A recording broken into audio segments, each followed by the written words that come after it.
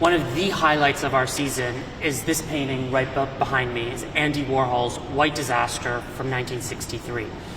This is one of Warhol's most important paintings. It marks the culmination of his death and disaster paintings, which is recognized as really the apex of his conceptual practice, and is extraordinary as a sight to behold.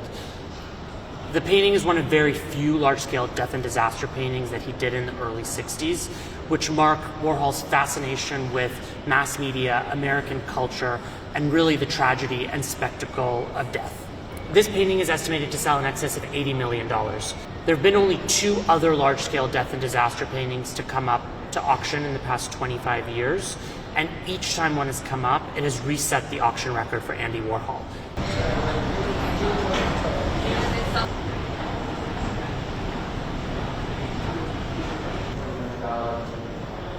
Look at some of the comparable works from this series.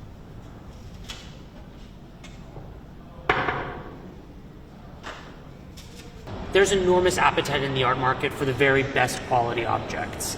I would say that the discernment amongst collectors and the patience to find the very best and the rarest has become greater than it ever has been, and as such we're seeing an extraordinary response to objects that really merit that status.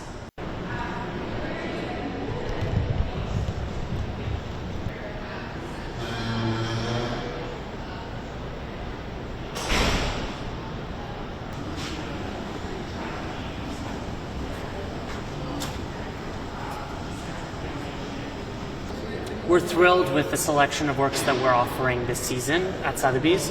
Our Marquee Week has one of the highest estimates ever for modern and contemporary sales, and is led by a number of extraordinary collections and exquisite highlights. Were you going to look at this one here? No. Go ahead if you want to.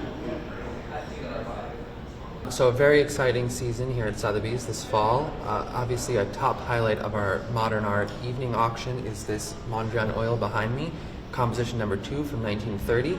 This work is an estimate upon request, but we're expecting it to sell in excess of $50 million. For reference, the record for Mondrian, which was established in 2015, is just north of $50 million also. So we think this work is very well positioned to establish a new world record for the artist. And that would be fitting actually because when it was last at auction, which was in 1983, it sold for just over $2 million, which was not only a world record for Mondrian at the time, but in fact for any abstract work of art.